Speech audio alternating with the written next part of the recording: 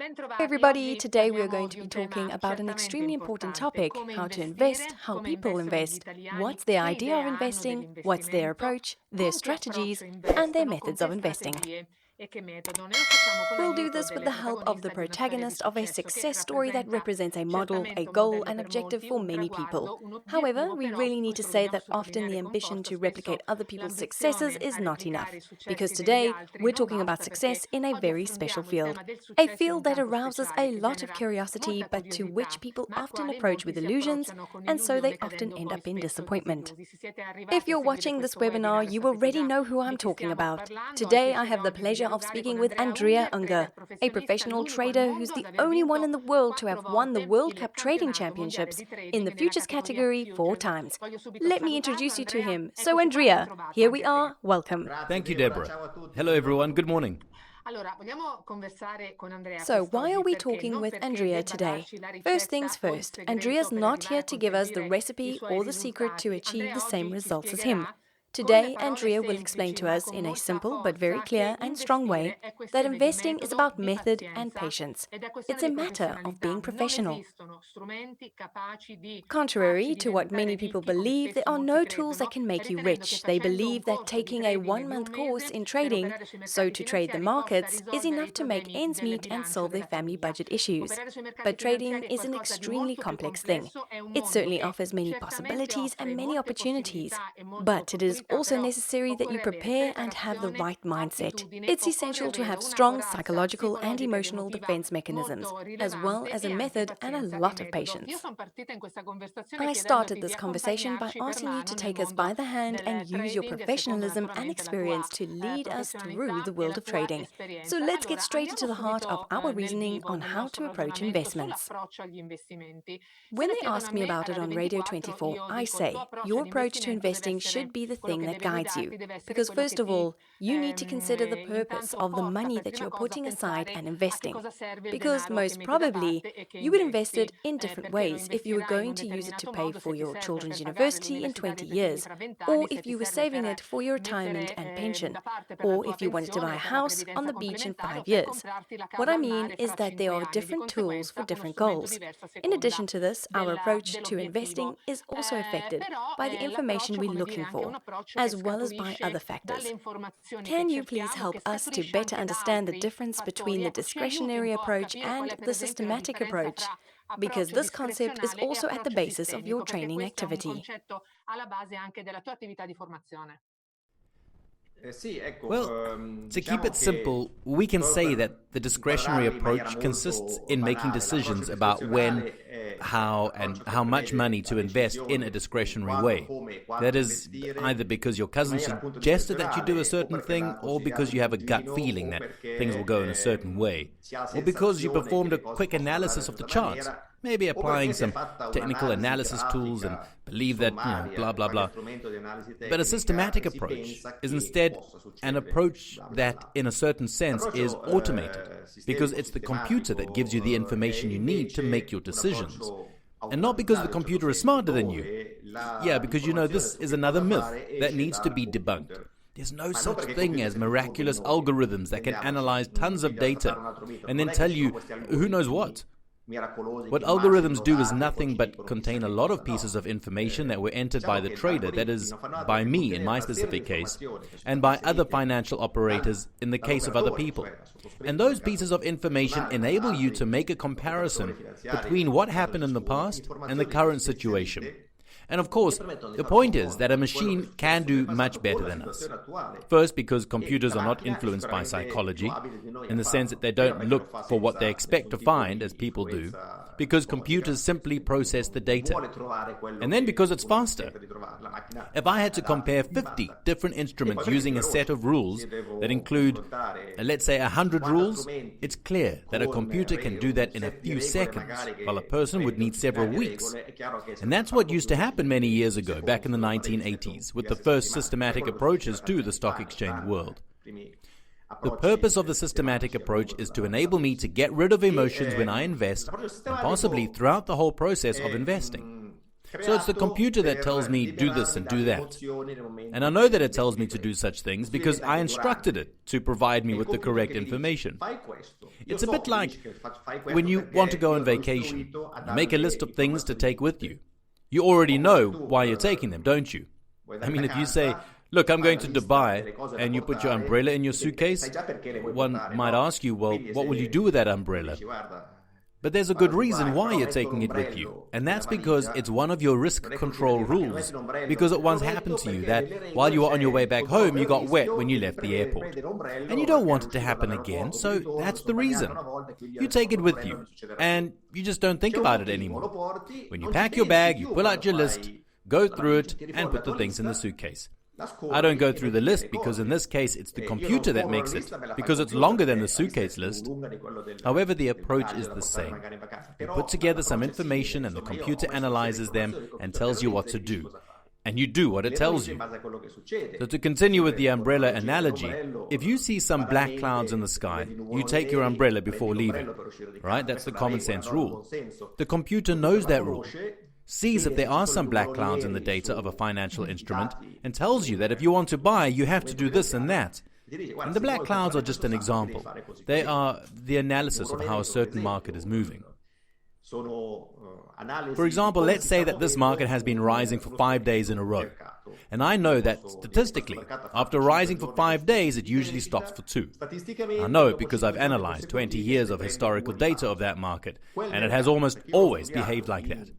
So, for example, I won't open a position on the 5th day because I know that it usually takes a break at that point. So the entry would be pretty weak, wouldn't it? So put together, this kind of information gives me some indications of what I can do. And this applies both to short-term trading, so the one I like to call pim-pam-pam trading, and to investing in general. When you choose the instruments in which to invest your money, even after carrying out some discretionary analysis, reading the financial magazines, and investigating a lot, in the end, it's still you who draws the conclusions based on what you know, such as, oh, that head of state is doing that, so I suppose that this is not really good enough. Plus, it requires me to make a decision whenever I want to do something. On the other hand, if I build a system that tells me, hey, invest in these 4 instruments because historically, by making this type of investment, based on this logic, you would have had a profit of, with a percentage of risk of, and this is very important.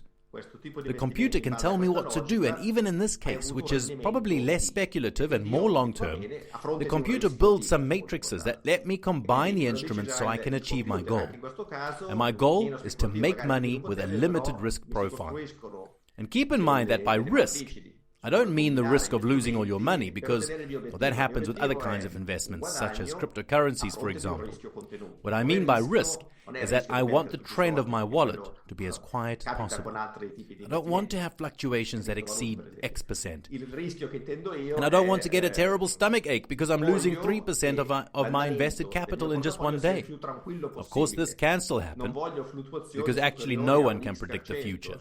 But you can try to minimize the possibility that it happens by calibrating everything in a way that can give you some peace of mind because you've studied what happened in the past and can try to control risk in the future.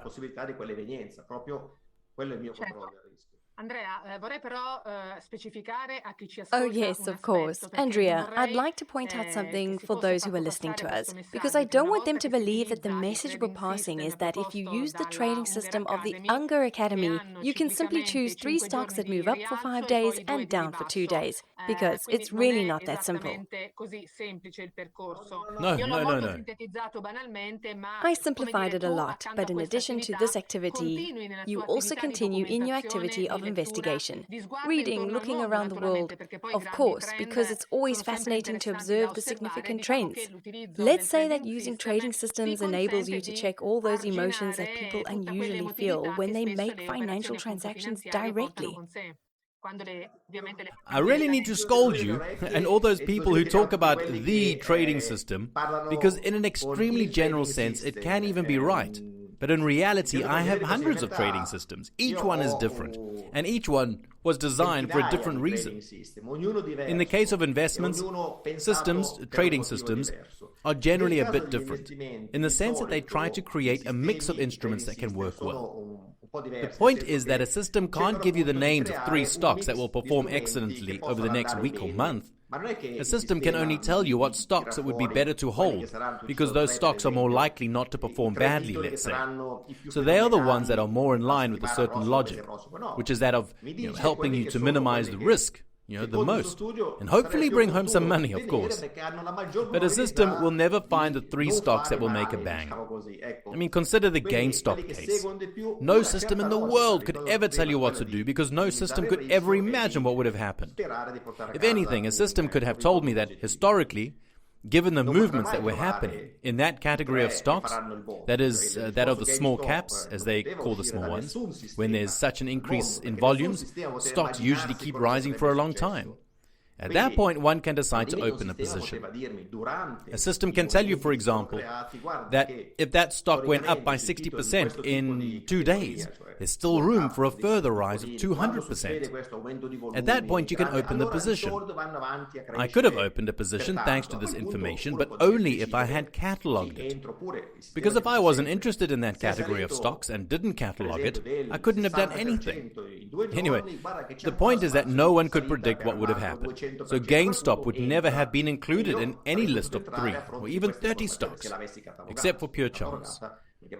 A system can never be smart enough to predict the future. What a system can do is give us a general clue about what could be done according to a certain logic. So if I were to recommend buying 3, 5, or 10 stocks, it would be wrong to say recommend. It would be better to say that those stocks are the ones I would consider a good investment for me. I'd pick those stocks based on my characteristics. Perhaps some Mr. Smith would see those stocks and say, "What useless stuff did you give me? I've done much better than Unger. I'm better than Unger." For sure, Mr. Smith is better than Unger, but when he buys the stocks recommended by Unger, he's buying the ones Unger would have chosen for Unger. Maybe Mr. Smith wouldn't be interested in them. Well, Unger doesn't like to lose, so of course he's going to be looking for something that's probably going in the right direction. However, Unger is not Merlin the magician, and he also takes some bad thrashings now and then. I've got several algorithms that can give me some lists of stocks that it would be appropriate to put together according to different criteria. And from those lists, I can choose the one I want to use. It's called asset allocation, and we often call it that way in Italy as well. I mean, we use the English words, and we don't do it because we want to look nice and cool, but simply because everything came from the United States, and so we tend to use the same terms as them. Andrea, please promise me that we'll also make a webinar on Andrea Unger's failures, because I believe that it could be very useful if you talked about the moments of your trading career in which things didn't go particularly well. It would be a way to prove that even if this activity lets you experience particularly exciting, interesting and lively moments, at the same time there can also be some extremely complicated moments. And what's more, those complicated moments don't necessarily correspond to the complicated moments of the market, because they could simply be moments when you made some inappropriate choices compared to the times of the financial markets. But maybe we'll make another webinar on that. Of course, but it could be very long. Also because I've taken so many thrashings. But I also believe that it could be very useful because personally I prefer to listen to other people's failures because they can teach me more. And this is obviously in line with my philosophy, which is focused on risk control. So when I see that things are going wrong, I draw inspiration from the situation to try to prevent it from happening again. However, unfortunately, Murphy's Law, applied to the world of investments, always hits the nail on the head because things can go wrong in different ways. And so there's always something that, in some way or another, goes wrong. Absolutely, that's an important experience too. Before we say goodbye, here's the last service announcement. For all the people who would like to delve deeper into the concepts we have explored during our conversation, you can order Andrea Unger's book, The Unger Method, which is available on the Unger Academy website. You'll receive the book at your doorstep. It's free. You only have to cover the shipping costs. So happy reading, everybody.